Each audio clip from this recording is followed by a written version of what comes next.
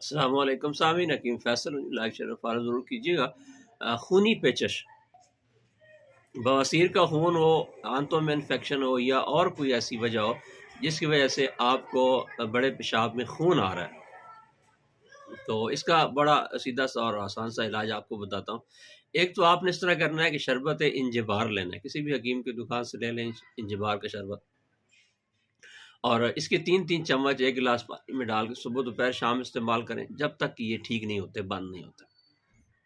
आप हर 4 घंटे के वक्फे से भी ले सकते हैं, कोई हर्ज नहीं है।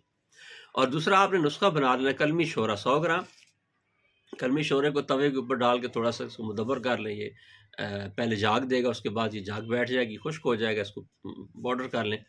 और उसके बाद आपने गंधक आंवला सार ये 50 ग्राम लेनी है, और